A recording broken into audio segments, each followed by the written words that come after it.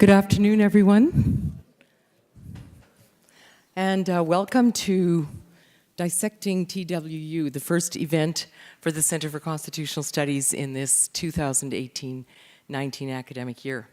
I'd like to begin by acknowledging that we are on Treaty 6 territory, which is traditional land for the First Nations, many First Nations, Inuit and Métis peoples, some of whom signed a treaty with the Crown in 1876, and since that time it is shared territory, one that continues to be subject to the agreement reached between the Crown and Indigenous peoples, and with respect especially to expectations, obligations, and use of the land.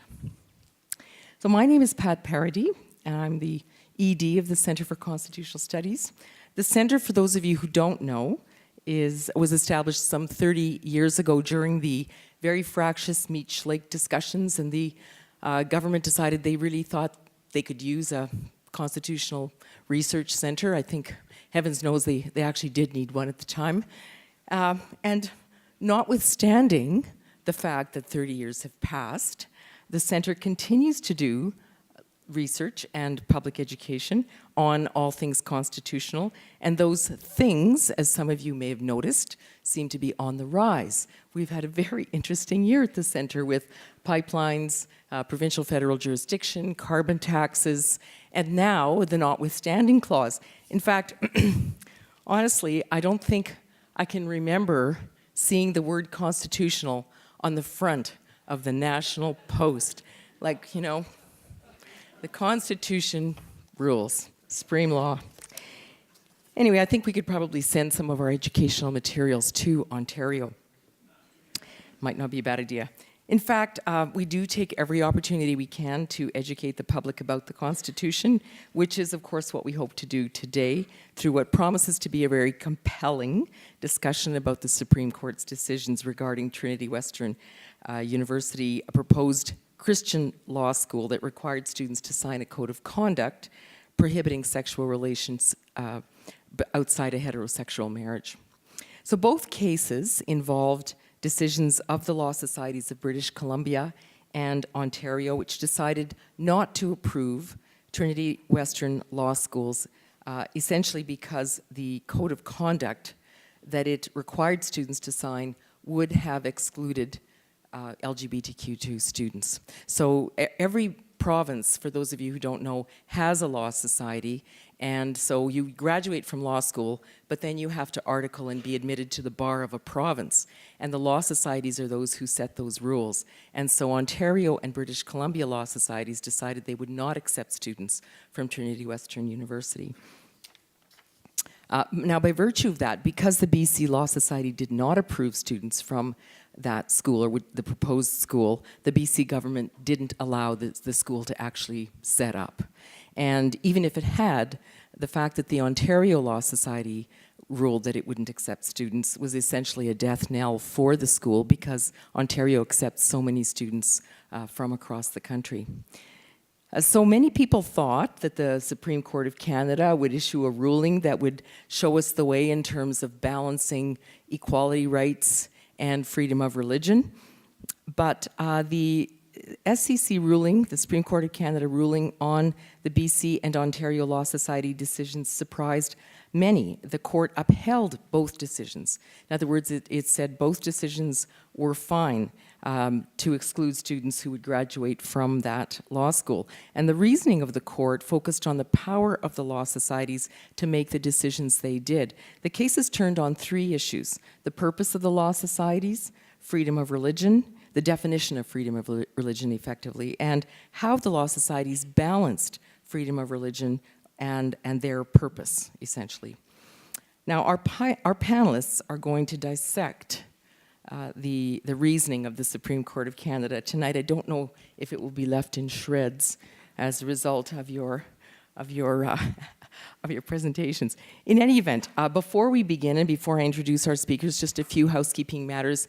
Those of you who have cell phones, please, we would appreciate it if you could mute them or turn them off, because as you'll note, we are recording the event. And for those of you who prefer not to have your backs videotaped, or photographs of yourselves taken, please do move to the back, and then we won't get any of you in the video recording. You will notice you have evaluation forms in front of you, and we really do use the evaluations you submit. We read them, and so we really appreciate your feedback and your suggestions.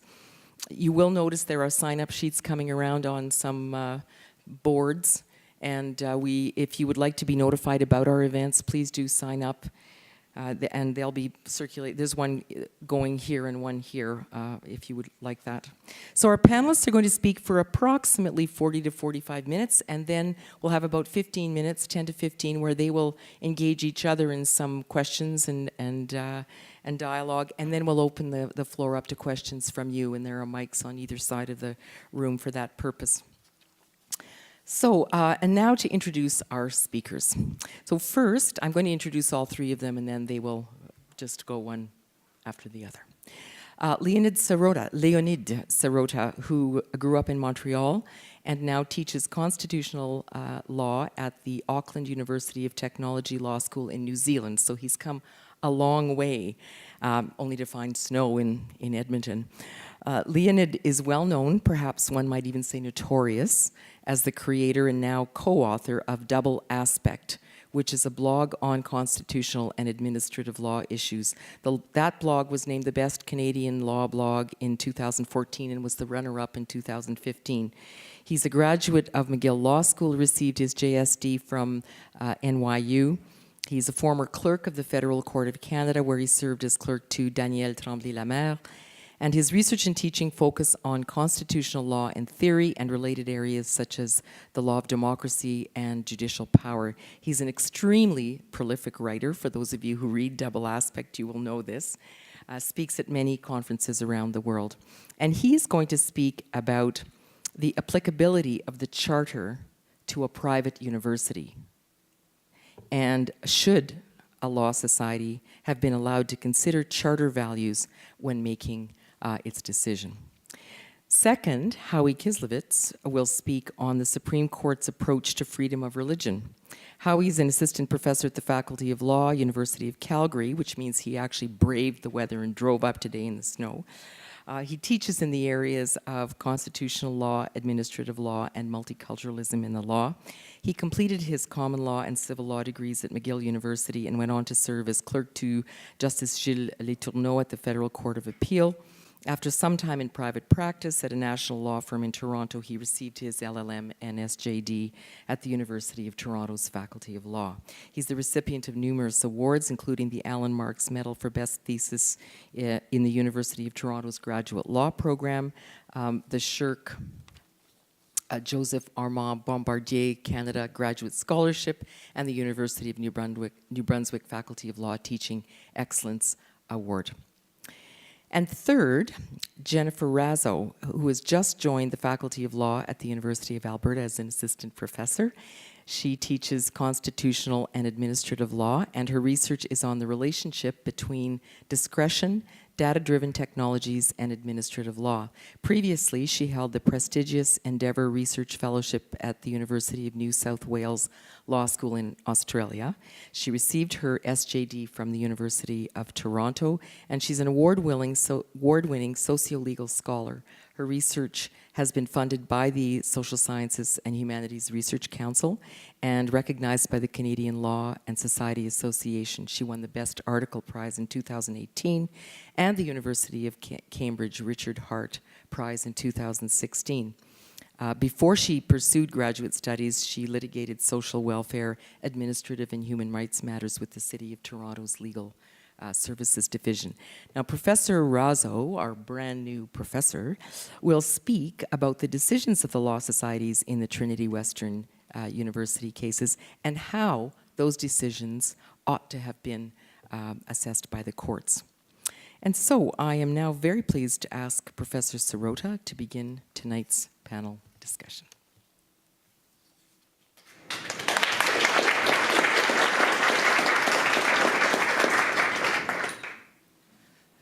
Well, thanks to everyone for coming and braving the elements. Thanks for the kind introduction. So the key starting point to my remarks is that Trinity Western is a private institution. It's not subsidized by any government. It is entirely autonomous and self-standing. It's very expensive as a result. The British Columbia legislation, the human rights legislation in British Columbia, exempts Trinity Western and similar religious organizations from the scope of its application. So although as a matter of philosophy, morality, we can certainly say that Trinity Western has, or had, since they've abandoned this requirement, but had a discriminatory as well as, I would add, an illiberal approach to governing its students. It is not in violation of the applicable anti-discrimination law.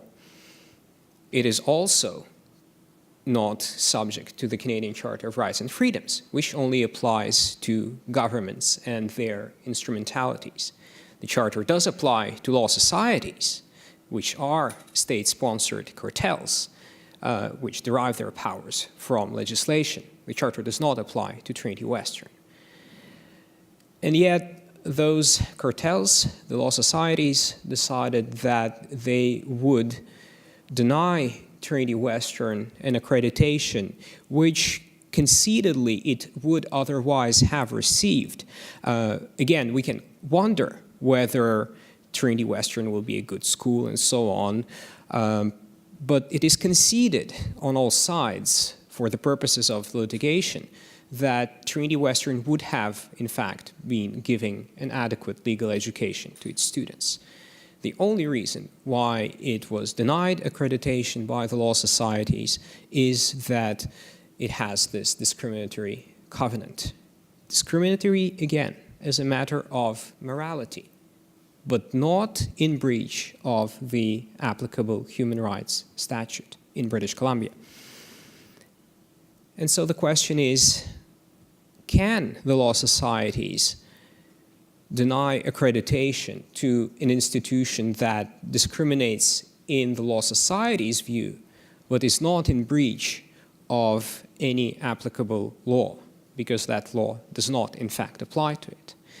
And the majority of the Supreme Court says that the law societies can do that, because the law societies regulate pursuant to a broad public interest mandate, and because equality and anti-discrimination are shared values that are derived from the Charter, but which the law societies, in pursuit of their broad public interest mandate, are entitled to take into account, even though, again, the laws that actually apply to Trinity Western don't impose any anti-discrimination obligations on it.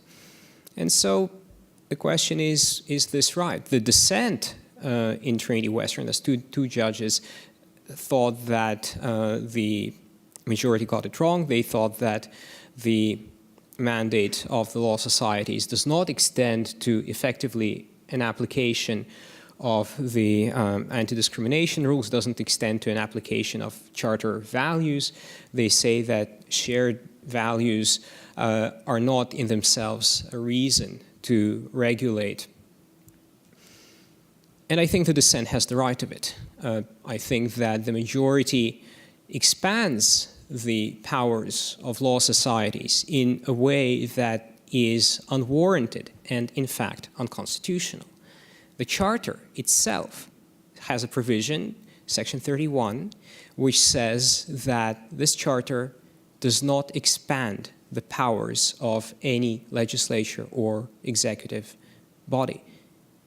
So to say that the values that purportedly derive from the Charter can be used to augment the powers of the law societies and can be used to allow the law societies to impose, in effect, an obligation of non-discrimination on a body that is not subject to such an application under the letter of the law, goes against the Charter. How's that for shared values derived from the Charter? Don't we share at least the text of the Constitution to begin with? In fact, isn't that all that we actually share? The Supreme Court can say that we share those values of equality and non-discrimination, and hopefully we do, for the most part. But the reality is that there are people who disagree about both the scope of those values and their content. Trinity Western clearly disagrees. Its prospective students presumably mostly disagree, and others disagree as well. Values are a matter for contestation in a free society. Of course, we need to have settlements. We have to have rules that dictate how we live together in a free society where people hold conflicting values. Those settlements are called the Constitution and they're called the laws. So the laws have to be applied, but the laws are, as settlements of values, the laws are provisional. They are subject to contestation. That's what makes our society free.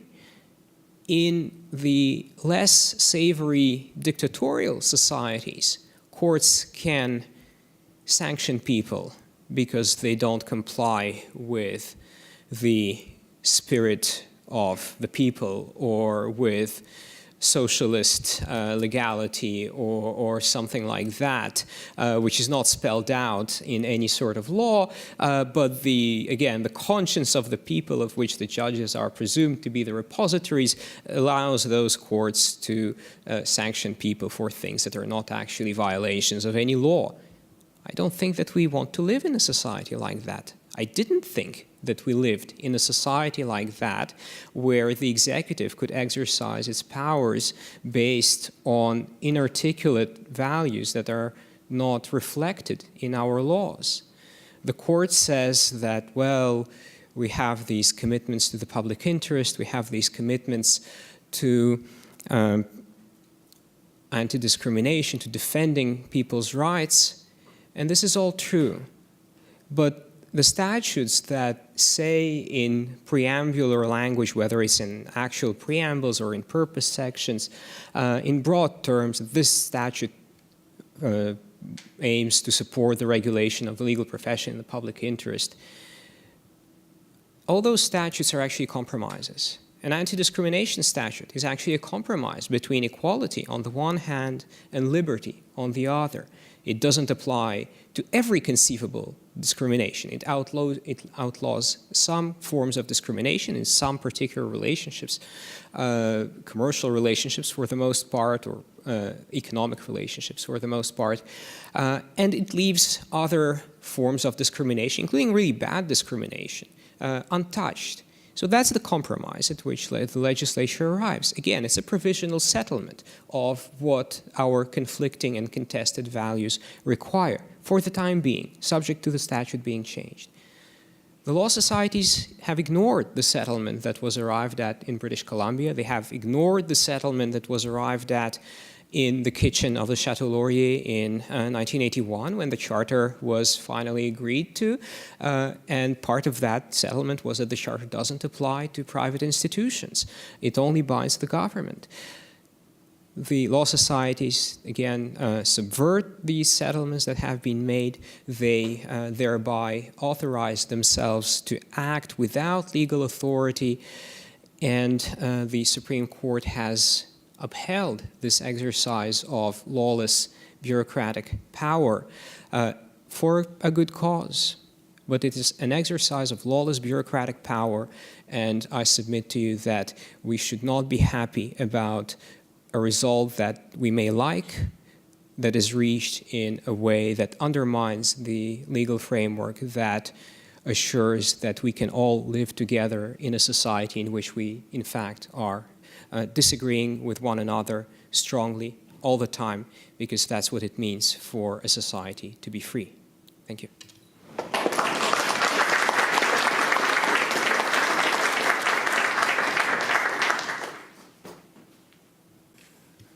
Okay, thank you. I want to begin by thanking my co-panelists for their thoughtful and soon-to-be thoughtful remarks, and also extend my thanks to Pat Paradis, who seems to me a woman of boundless energy, for extending the invitation for me to drive through the snow to be with you here today. Some of you may know there are those among us who have just celebrated a new year, so happy 5779. Welcome to the future. And the first 10 days of the Jewish calendar are traditionally known as the Days of Awe, because this is the time when someone or something makes the decision about who's going to make it through the year and who isn't, and by what means.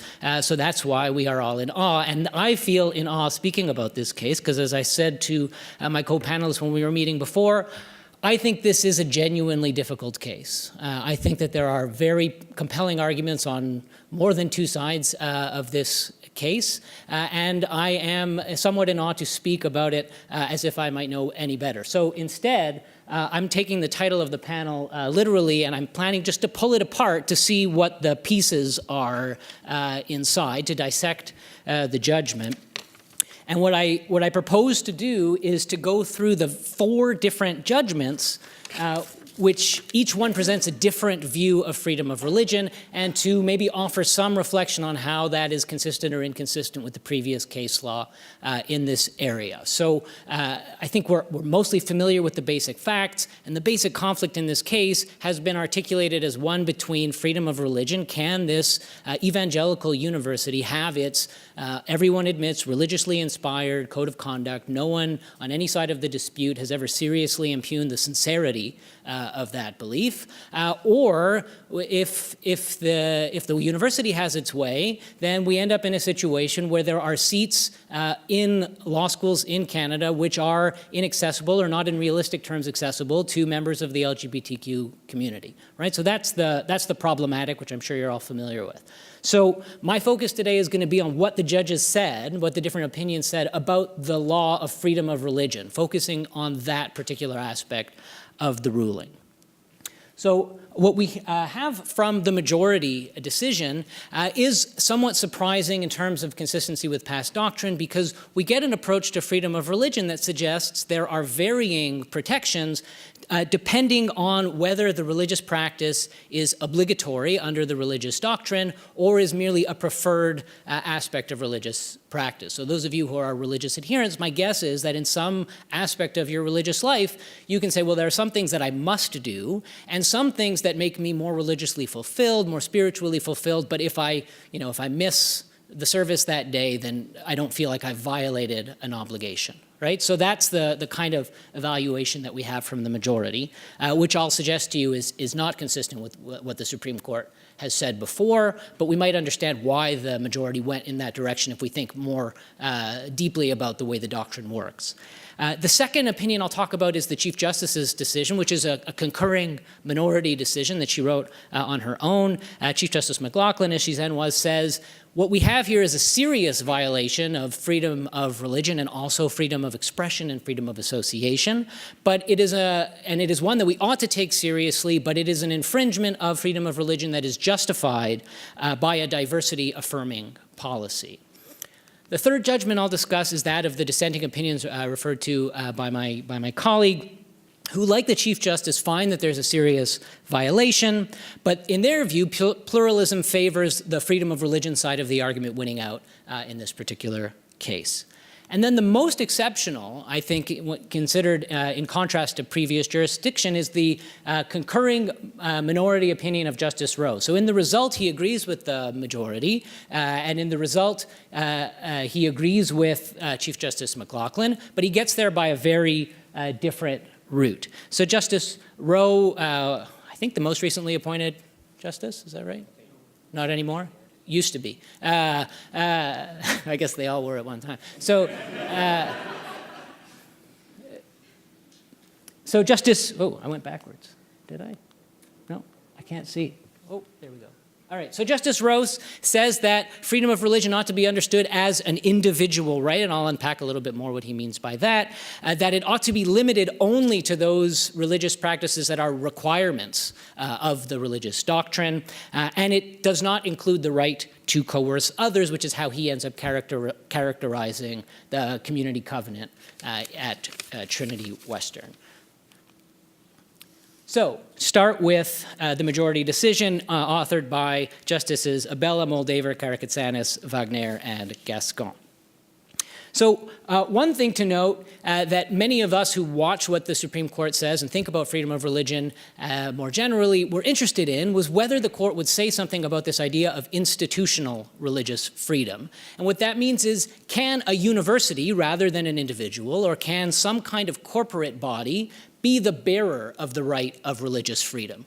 This is controversial in part because in order to exercise the right of religious freedom under our law, the first thing you must show is that you sincerely believe that your religion is connected to some practice. And an institution, can it believe anything because it's a legal fiction, right? It doesn't exist in the real world. That's the controversy. So some of us were hoping this was an opportunity for the court to directly address that question, which they don't. But instead, what we get from the majority is a re-emphasis on the collective dimensions of religious freedom, which is a related but not identical question. So in that sense, there is still work left to do, I think, from the Supreme Court of Canada on this question. We didn't answer it this time. The majority then notes that there is a religious belief implicated, which they characterize as, quote, studying in a community defined by religious beliefs in which members follow particular religious rules of conduct, and this, quote, contributes to their spiritual development. So that's what they say is the religious practice at stake, right? Coming together with a community of believers who all sign the same covenant. But they say that the infringement of this religious belief is limited for two reasons. They say you could have a Christian law school without having a mandatory covenant. Okay? You could make it optional. So you could still have some kind of evangelical Christian institution where the covenant existed but was not made mandatory. And that was why the Supreme Court said this is limited, because they were asking for more than they needed. And second, they say that what we have here is a preferred but not required religious practice, as I intimated earlier. Now, as I suggested before, this is inconsistent with one of the leading authorities that we have from the Supreme Court on freedom of religion, which is a case called Amselem, in which the court held that it's not the court's business to distinguish between obligatory and optional religious practices, because then the court ends up having to decide questions of religious dogma, which courts just shouldn't do. It's not within their legitimate scope of authority. But I'll suggest to you that it's maybe not all that surprising that the majority of the court went this way. First of all, one often skipped over requirement when you're making a religious freedom claim, which I think is problematic, but it's part of the law, is that you show that the infringement of your religious belief is more than trivial or insubstantial. So we already suggest that courts look with some degree of searchingness at the nature of the infringement. How bad is this religious belief affected? So with this non-triviality requirement, arguably we open the door to this kind of reasoning. And secondly, this really is, as I suggested before, a case about balancing. So the court was going to do the balancing. Maybe the debate is where ought they to have done the balancing? Should they have waited for the justificatory analysis under Section 1 or the Doré analysis that we get in administrative law, or should we see it in the infringement? These are all technical things that lawyers and legal scholars might be interested in, but maybe it doesn't make all that much of a difference. So in the end, what I suggest is what we have here is a court that is actually deeply engaged with its estimation of the religious practice. And if you think of what you think about when you think about multiculturalism, you might think about people exchanging views about their religious and cultural backgrounds.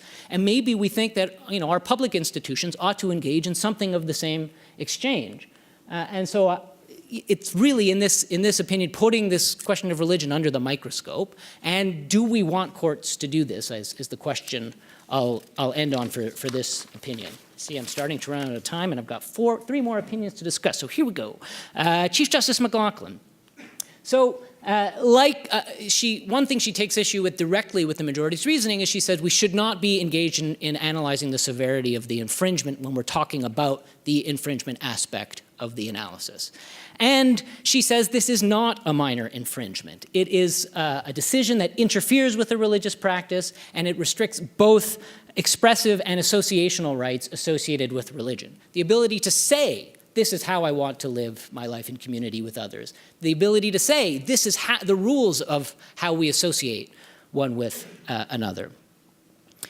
So she also rejects the distinction between optional and mandatory practices on the basis that I suggested earlier, the basis of that earlier case, Amsalem.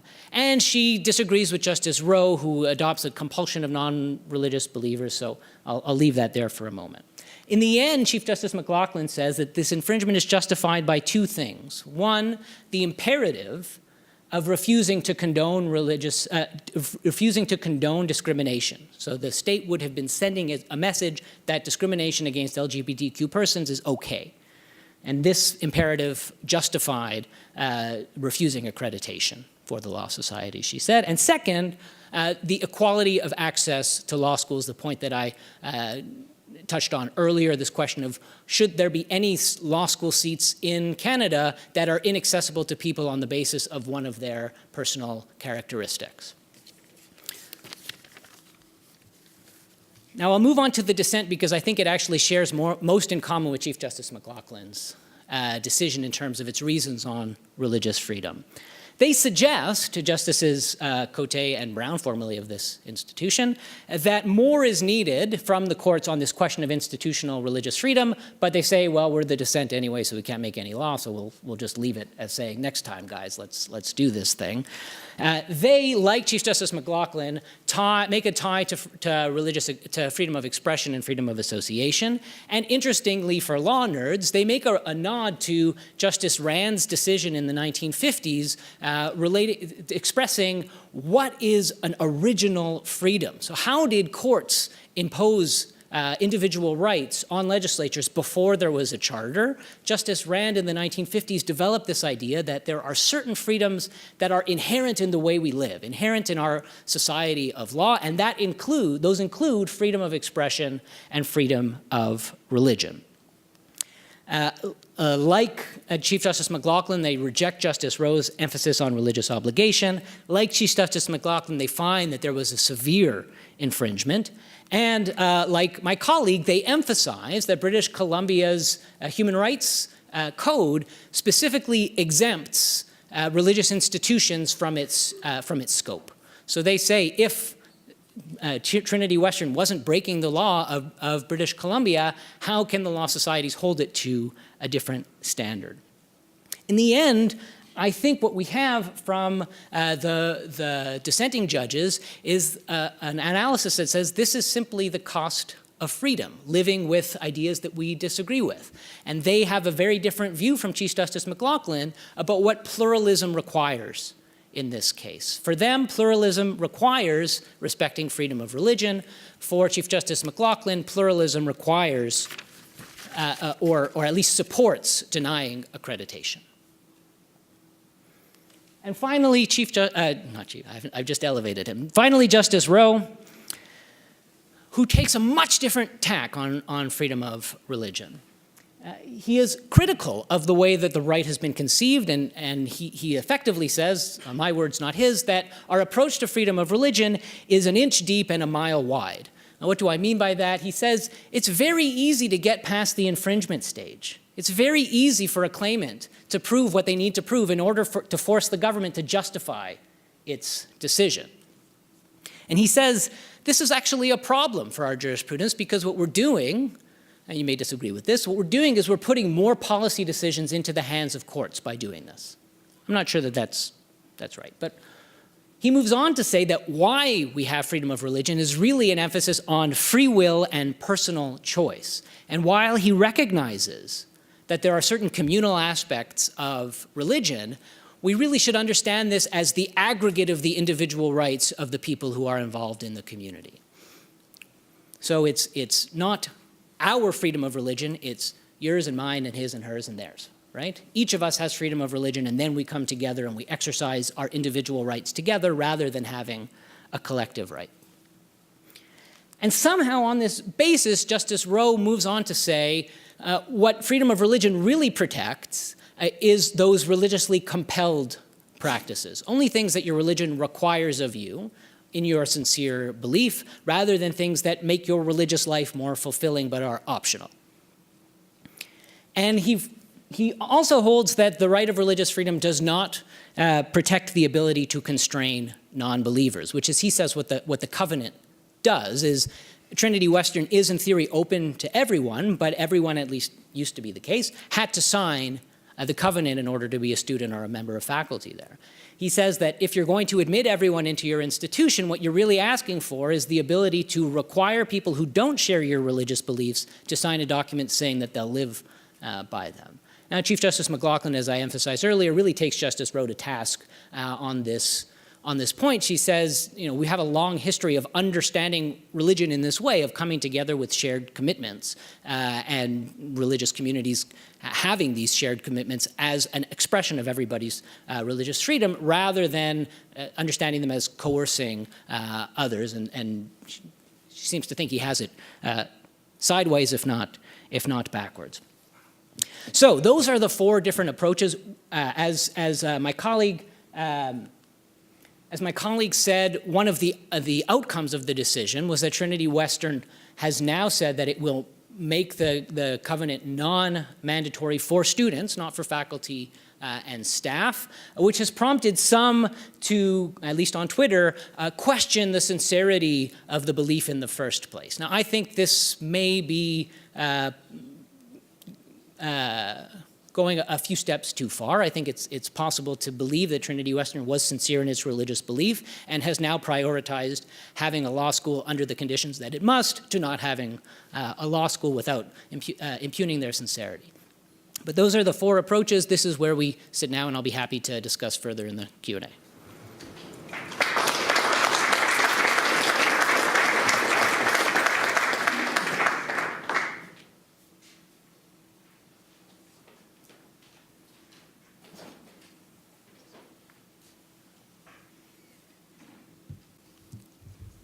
Excellent. Well, thanks to my co-panelists for their dissection thus far, and thanks for all of you, or to all of you for coming out this evening to share in this discussion.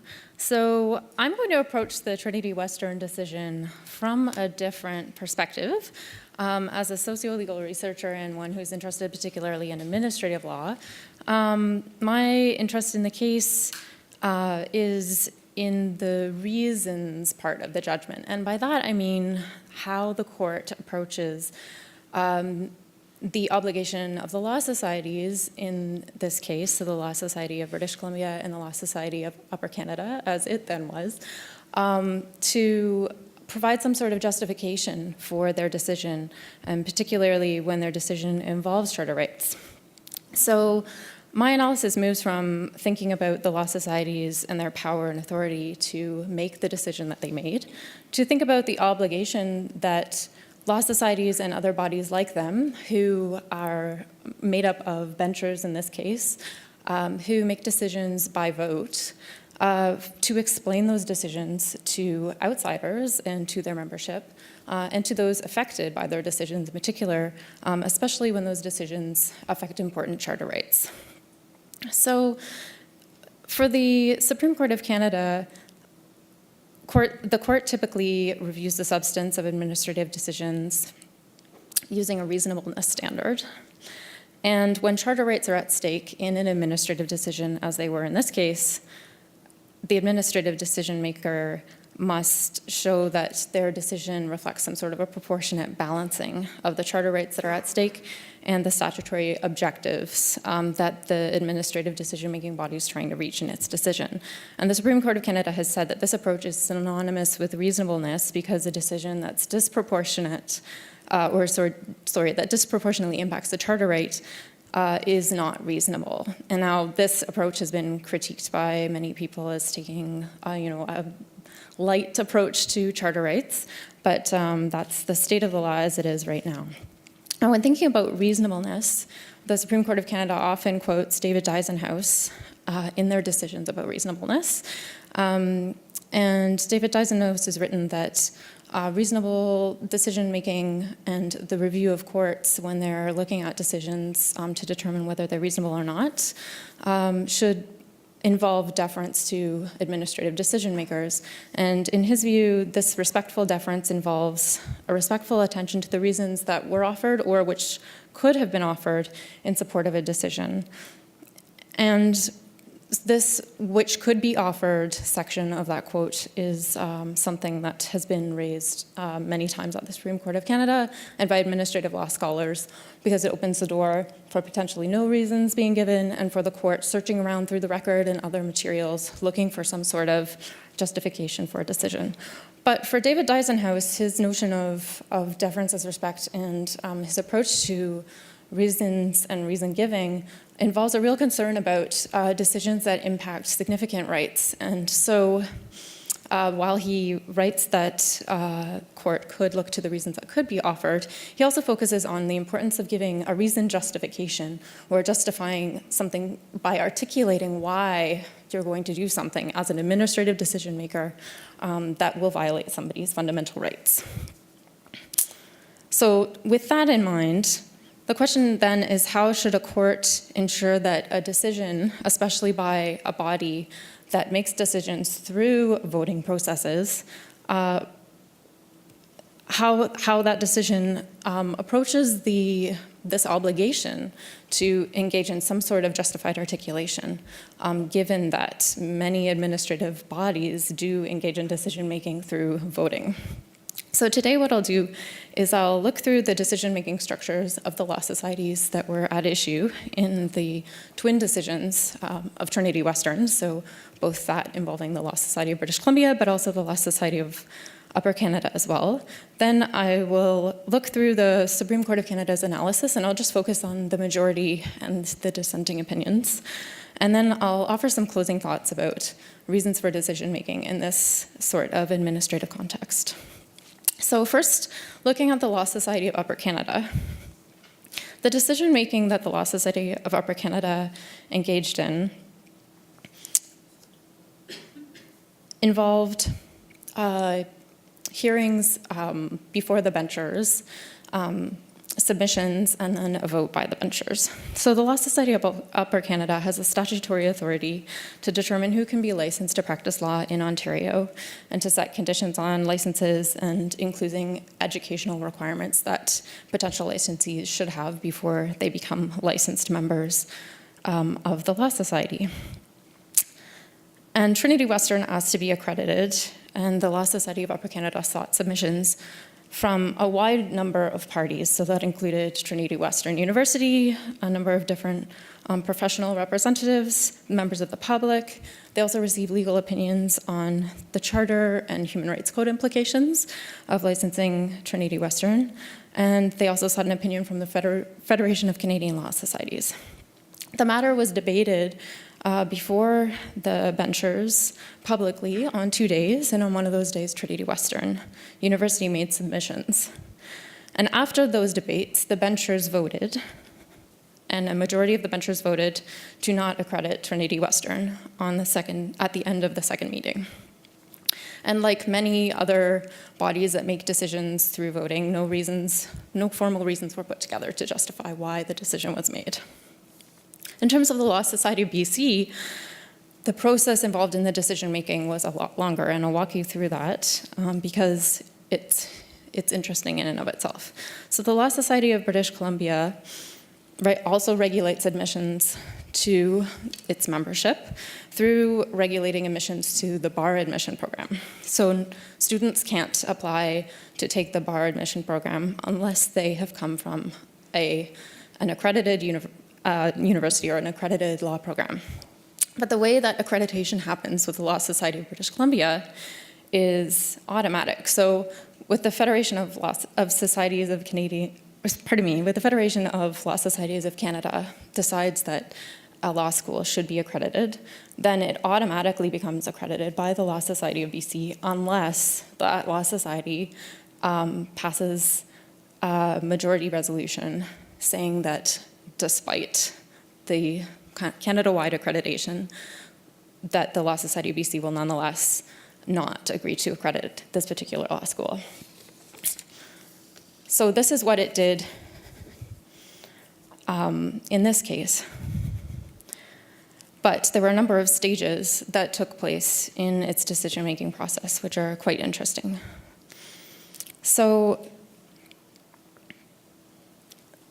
initially, the Federation of Law Societies of Canada approved Trinity Western University as an accredited law school. So then it became automatically accredited in British Columbia. And the LSBC benchers agreed that it would vote about this matter in a meeting that was held in April 2014. And ahead of the meeting, the benchers received a number of different materials, including written submissions from Trinity Western University and information about its program, submissions from the profession, from the public, and a variety of legal opinions. And in April, at the April meeting, the resolution failed. So Trinity Western then would have been an accredited law school again. This led to outcry from members of the British Columbia Bar. And so a special general meeting of all members was held in June 2014. And members were provided with the information, the same information that was provided to the benchers of the Law Society of British Columbia. And based on that information, members voted to adopt a resolution denying Trinity Western accreditation. So then the benchers of the Law Society got back together in September 2014 and debated how they should proceed, given that the membership had said, we don't agree with your decision, benchers. The benchers then decided to hold a referendum, and they agreed to bind themselves to the outcome of that referendum so long as a certain number of members of the British Columbia Law Society participated in the referendum, and so long as a certain majority of votes was met. So that referendum was held, and the majority of members of the Law Society voted to declare that Trinity Western Law School should not be accredited. So then, following that referendum, the benchers then passed another resolution. This was in October 2014 to implement this referendum decision. So in terms of the Supreme Court of Canada judgments, the decision involving the Law Society of Upper Canada, the majority in that decision found, as courts do in these cases, that there's no requirement on the Law Society of Upper Canada to give reason, which is not surprising because it's a body that makes decisions by voting. It found that the speeches to the benchers that established that the benchers were alive to the matters at stake in the charter rights arguments, and that they were also alive to the balance that needed to be struck between charter rights and also their obligation as a law society in terms of licensing and ensuring certain educational components are met. And they stated, as courts do in these cases, that reasons may be found by looking to the record of decision-making in this case. But then the court says that in their view, that the benchers came to a decision that reflected a proportionate balance. And then they moved directly into the proportionate balancing test, which is the controversial test I was referring to earlier, an approach from Dorier and Loyola. So in its decision, the majority says that it looks to the record to find the reasons for a decision in this case, but in my view, it doesn't really do a good job of explaining how the reasons that it's gleaned from the record really support or articulate or justify the outcome that the Law Society of Upper Canada reached. The minority here doesn't really focus on the reasons issue at all. Instead, they spend their time analyzing the legality or jurisdiction of the Law Society of Upper Canada to not accredit Trinity Western University.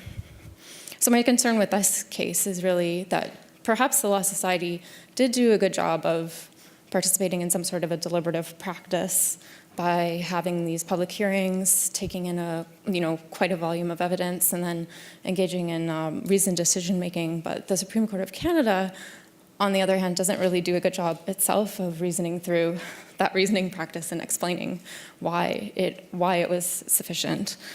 With the Law Society of BC decision, the majority, again, looks at the reasonableness review and indicates that we may look to the record for the reasons of a decision.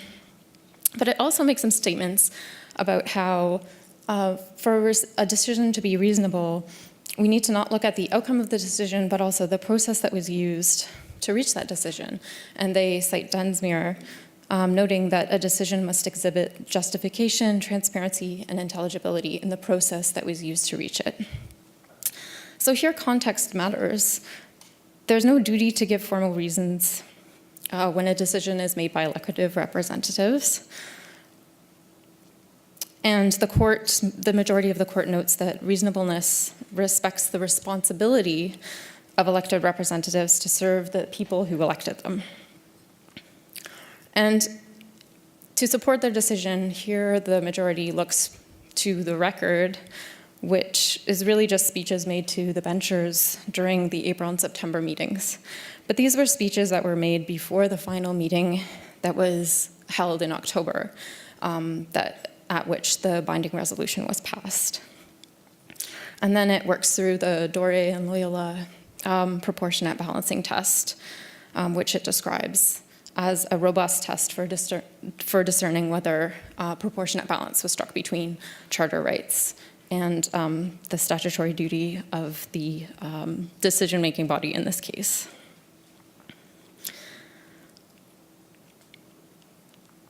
So the majority here, they engage a little bit more intensively with the process that was used by the Law Society of British Columbia, but not necessarily in a way that actually pulls apart the reasons that were given at all in this case, or the reasons that we might discern from the record. And the minority judgment focuses on this specifically. So it focuses on Trinity Western's position and its relationship with the Law Society of British Columbia, and it describes the Law Society of British Columbia as a public regulator of the profession. And this, it finds, should set a high standard for the process that was used to reach the decision, including the process of reason giving. And it notes the concern of the British Columbia Court of Appeal that there was a lack of reasoning in terms of the process that was used. So in this case, a binding referendum that the Law Society used to reach its decision. The minority also strongly calls out the majority for giving no significance to this referendum process as a valid way of making determinations on charter rights issues. And it states that the majority defers to that void of a referendum in finding whether a decision was reasonable and reached by a process that justifies a decision that is intelligent and that was transparent. So in thinking back to the notion of deference as respect, and specifically the role of articulation of violation of charter rights, or articulating how a body is going about in balancing charter rights and its statutory obligations, and thinking of the importance of justification and also in reasoning, I wonder, when rights are at stake, what should be required of decision makers, and specifically those bodies that do reach their decisions through some sort of vote-taking process. Perhaps we don't need a formal, deliberative reasoning process that we might expect from an administrative tribunal or a court, but is a binding referendum appropriate, especially when the matter at hand is a minority rights issue or the right to freedom of religion? And I would say that that's an open question. And then how might we use records or build records if we're working with administrative bodies to fully show that the body itself has been working through this important balancing of charter rights against its duty as a statutory body? So I'll leave you with those questions, and I look forward to further questions. Thank you.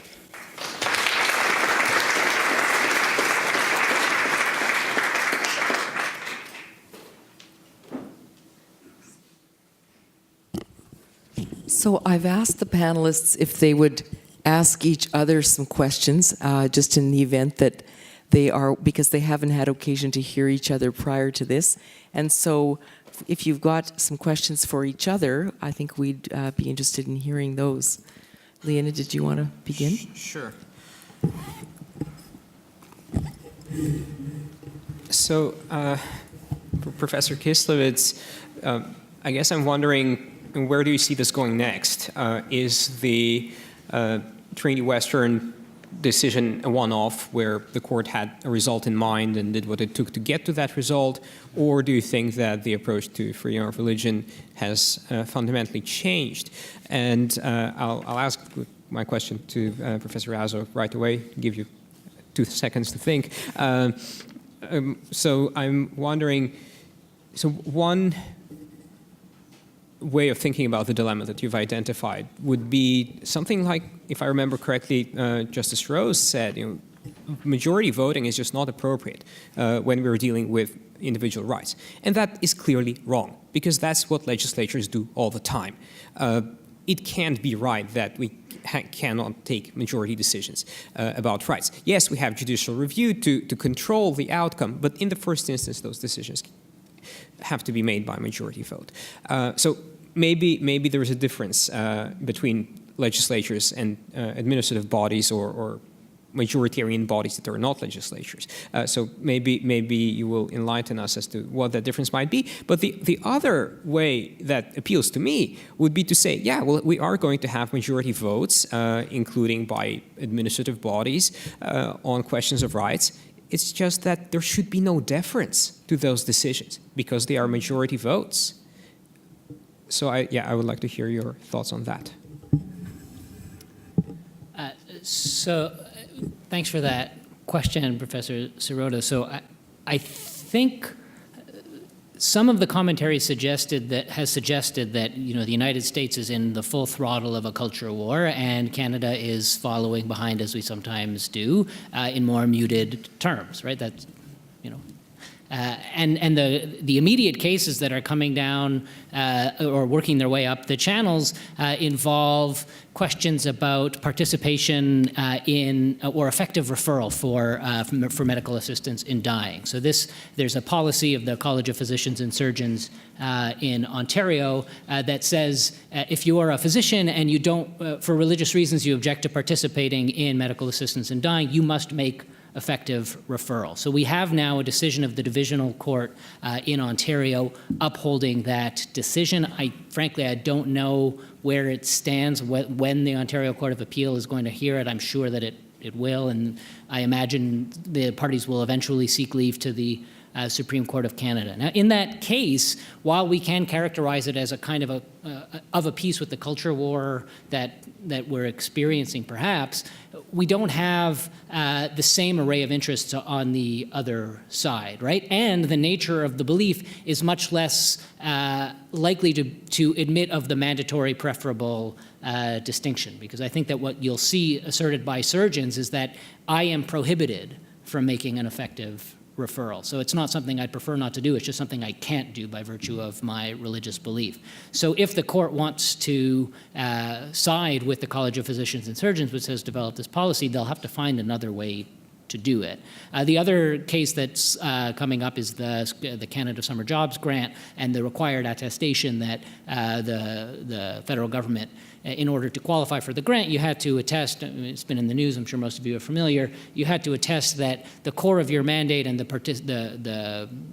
grant wouldn't be used to further any activities that would limit the reproductive health rights of women, among other things. So, Catholic and evangelical groups who object on religious grounds to abortion say, I got this grant last year and we were paying kids to run a summer camp or something like that, but I can't make this attestation in good conscience, right? So that challenge is also coming up. Maybe it's of a piece. But again, I think that one is more similar to the College of Physicians and Surgeons case than it is to the Trinity Western dispute, even if we might see the politics of it in a similar light. Yeah, so that's a great question about how we might approach thinking about majority votes when charter rights are at stake. And it is true that legislatures vote on things all the time, may pass legislation that violates charter rights, as we've seen in Ontario. That's an issue that's at the top of mind for a lot of people there. But I think that what comes through even in the case that's working itself out in Ontario right now is that I think there's a deep concern being expressed by many people about legislatures moving too quickly to violate charter rights without some sort of justification, whether that justification occurs in legislative debates, whether it occurs in some sort of review of legislation by government lawyers to say, this is how the legislation may or may not infringe charter rights, this is how we might be able to defend it, and certainly whether it's also through public statements to the public and press releases and that sort of thing to justify the legislation. So I don't see why we couldn't expect something similar of administrative bodies that also make their decisions through voting, whether that means maybe that different members of the body make statements in the proceedings that take place before a vote is had to explain why they're urging their colleagues to vote one way or another. I don't think that that's really too much to ask. In terms of the question about deference, I don't know that that really solves the problem, because that requires that those who are affected by these decisions then bring some sort of judicial review application to correct the decision. And I think that especially for those individuals who may be most likely to be impacted by these decisions, that a judicial review application is just not in the cards for a variety of practical reasons. So my preferred solution would be requiring and insisting on more public debate and the creation of some sort of record publicly accessible of those debates for especially those affected, but for everybody else as well.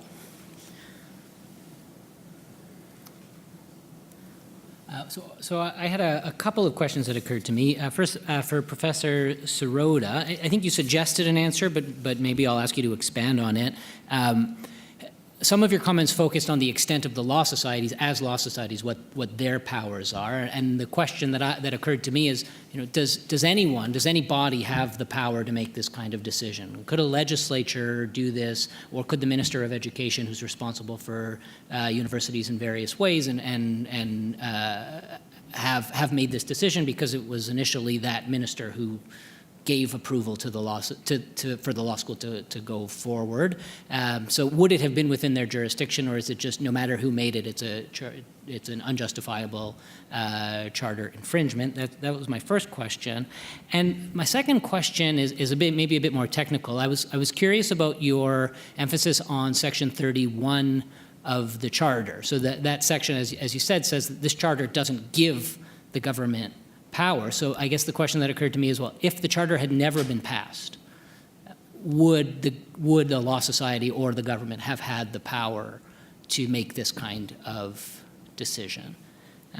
Bit of a counterfactual. And for Professor Razzo, I don't have a fully articulate question, but I suppose I think about reasons as one accountability mechanism. And there are those who have suggested that one of the accountability problems with these particular decisions is that benchers are not accountable to the public. They're only accountable to lawyers, and it's not only lawyers who are affected by this decision, it's anybody who wants to apply to a law school. So I wonder if you could develop a bit more on how the requirement of debate or deliberation that you were talking about provides or falls short of providing a kind of accountability mechanism. So let me take the second question first. If the charter had never been passed, well,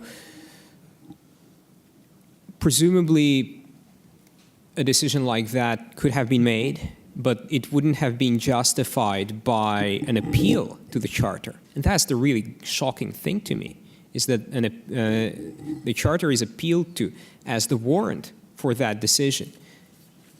That is, again, a power grab against institutions that are not actually subject to the Charter.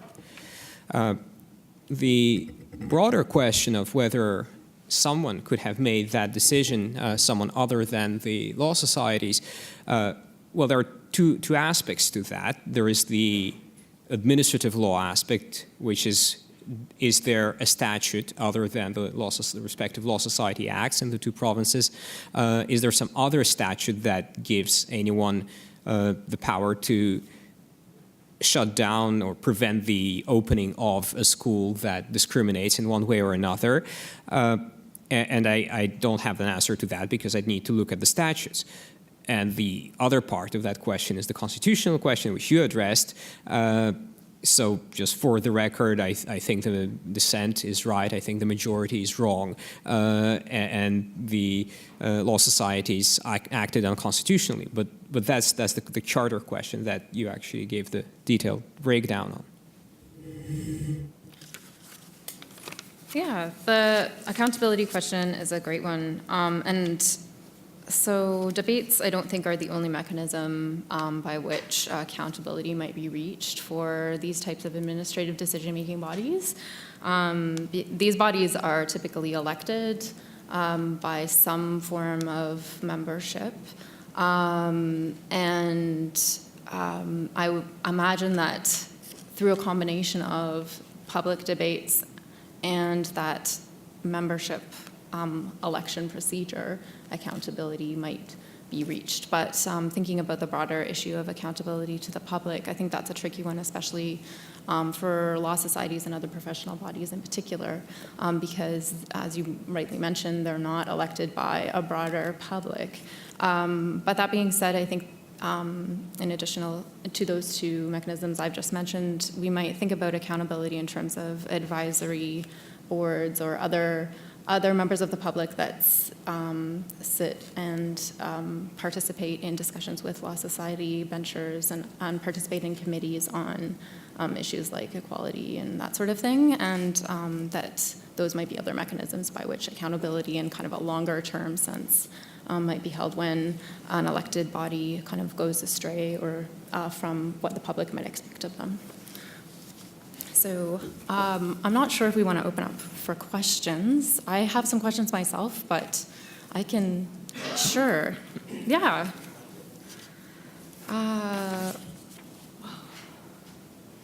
Well, I guess, I have one for each, so if I can. So, okay, so how you were contrasting associational and individual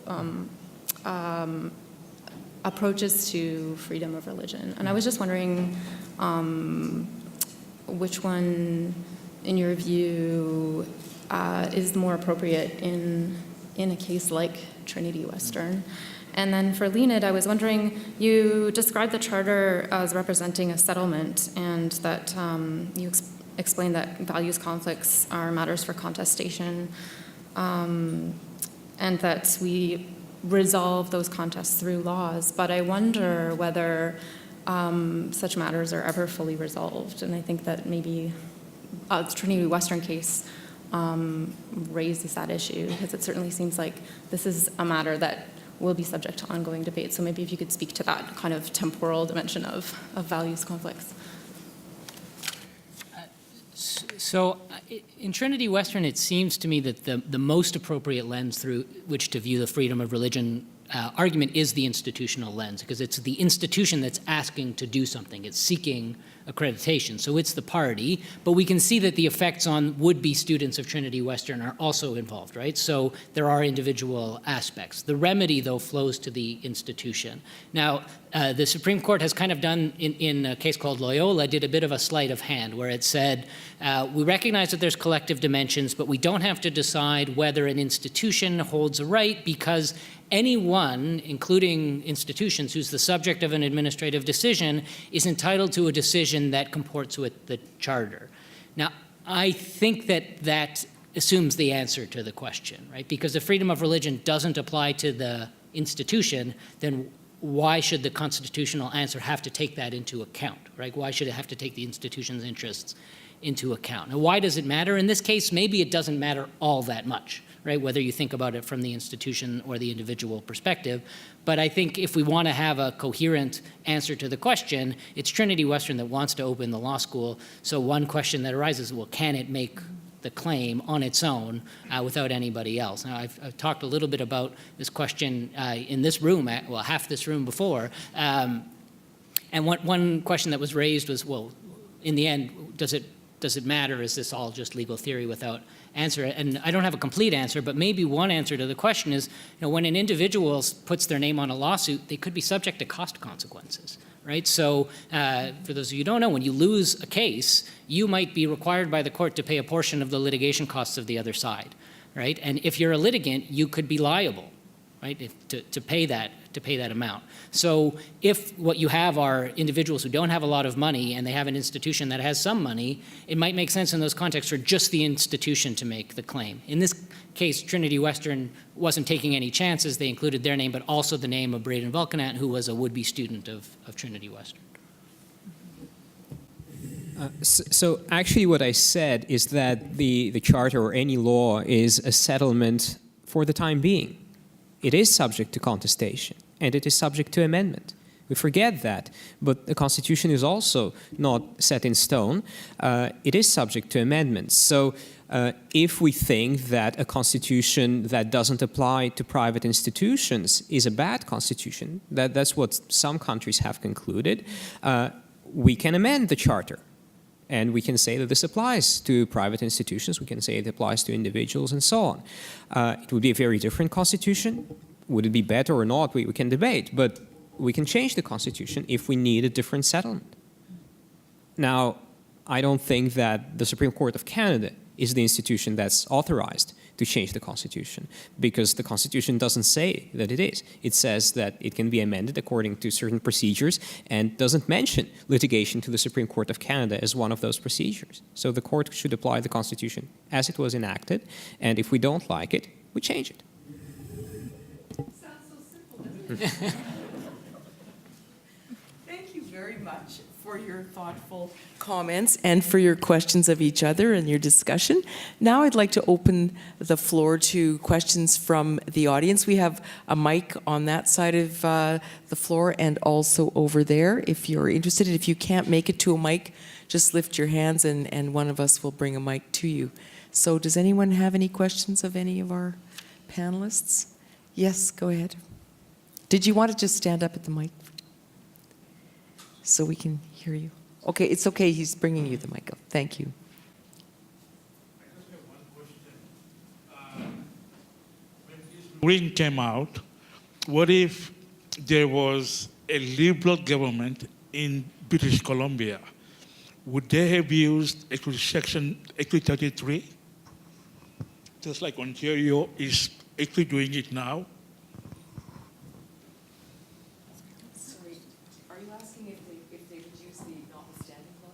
Yeah, Section 33, which is a notwithstanding Yes, Section 33, clause. right. You're asking if the government could have used Section 33. If there was a different government in British Columbia, they could have used Section 33 because of the pressure from many special interest groups. Did one of you want to answer that one? Yeah, I think I can. No, because Section 33 is useful if the court finds that the Charter has been infringed. Then you can use Section 33 to set that aside. But the court here finds that there is no infringement. Yeah, but the premiums can override Supreme Court decisions as well by using it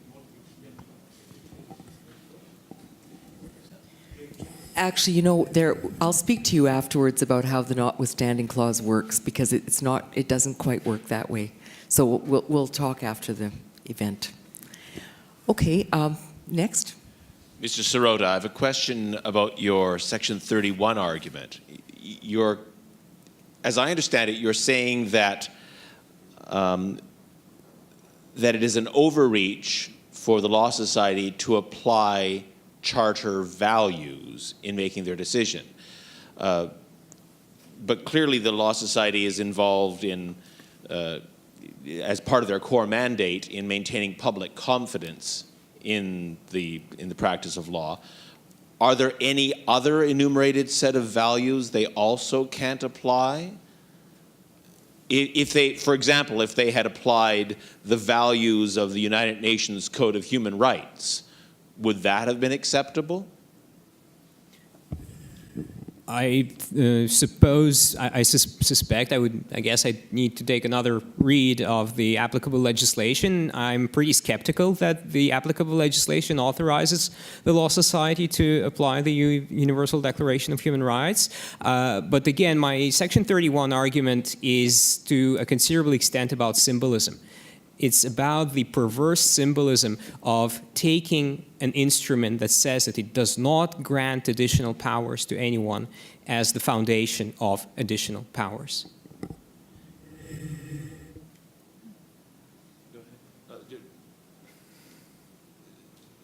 So you, as I understand it, then you're talking about the symbolism, but you do acknowledge that they have the power to enforce public to work towards public confidence in the administration of justice, and that is within their power. It's just the way they did it, you object? I'm pretty skeptical of that. I'm not sure that the statute actually says anything about public confidence in the administration of justice. The statute does say something about the public interest, which is a very fuzzy and malleable concept, but I'm not sure that it equates necessarily to public confidence. And frankly, I have no idea that the Law Society is qualified to know what does anything for public confidence or not. I don't think that the benchers of the Law Society have a clue.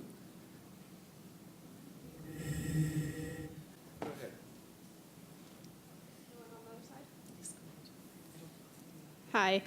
This isn't specifically related to one of the lectures, but I was wondering, since the law societies are subject to the charter, if they choose to accredit a discriminatory organization, if they could be considered to have violated the charter in that sense. I have my view. I can let you go. Well, my take is that no, the answer is no. Think about it. If the government, so all the branches of government are subject, so all the parts of the executive are subject to the charter.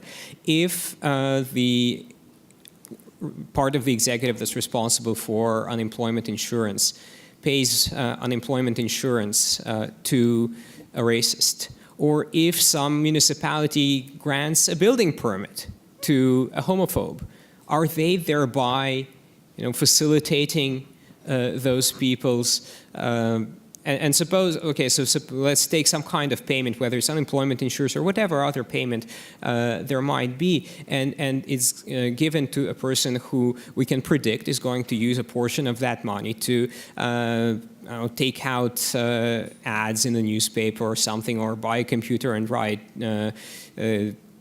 disgusting things on the internet.